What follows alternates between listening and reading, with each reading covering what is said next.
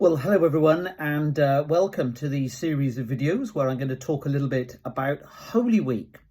Now, for me, Holy Week is really the most important week of the entire year.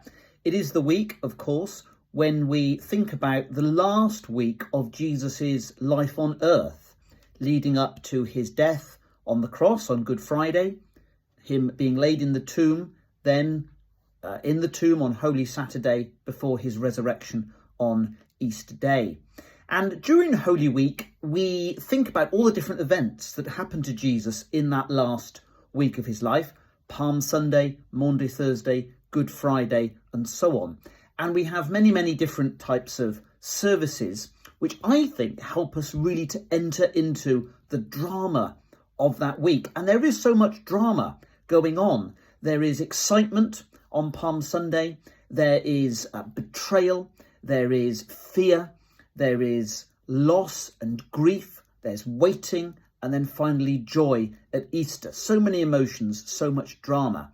And I always think that if we really observe Holy Week well, if we take part in all the different liturgies, then we can ourselves enter into the drama of that week, and it comes alive to us. It's not just about thinking about things that happened a long time ago and reenacting what happened. It's entering into the drama for today and trying to understand how all of this is relevant for our lives as Christians today. So that's what these series of videos are going to be about as I take you through the different parts of Holy Week. So this first video is about Palm Sunday, which is the first day of Holy Week. Palm Sunday comes a week before Easter Day. And the reason why it's called Palm Sunday is because we remember on this day when Jesus entered Jerusalem in a triumphal way, and the crowds there were greeting him and cheering him as he entered Jerusalem. They tore down branches from palm trees to wave as sort of flags or banners to cheer him in, and they sang Hosanna. They believed he was the new king come to liberate Israel from the rule of the Roman Empire. And he rode in on a donkey, according to the Gospels, fulfilling a prophecy from the Old Testament that a humble king would come riding on a donkey. And so to sort of remind ourselves of that, many, many churches have a procession on Palm Sunday. In our church, for example, what we do is we actually gather at the church hall, which is a little distance from the church. We have the first part of the liturgy there, where we bless the palm crosses, which are given out to everybody in the congregation. And then we process, we march, singing a hymn from the hall up to the church, just as Jesus processed into Jerusalem with the crowd singing and cheering and waving their palm branches. Now, some churches actually even have a real donkey to lead their procession. We've never done that so far since I've been here, but hopefully we will one day.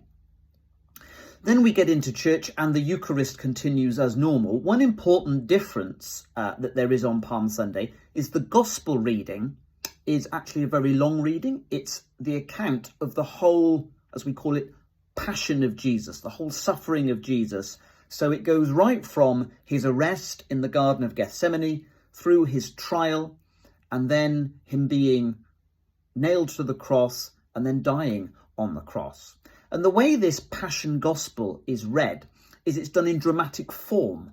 That is, different members of the congregation take different parts. So one person will be the narrator, one person will take the part of Jesus, somebody else will be Pontius Pilate, and so on. All the crowd parts, so the crowd, the soldiers, the bystanders, and so on, the congregation as a whole say those parts. So that's another way that we enter into the drama. It's like we are being there ourselves as these events are unfolding. And the reason why we say the whole Passion Gospel on Palm Sunday, I think, is to set the scene, really, for the week, is to remind us of the events that are going to unfold that we're going to take part in.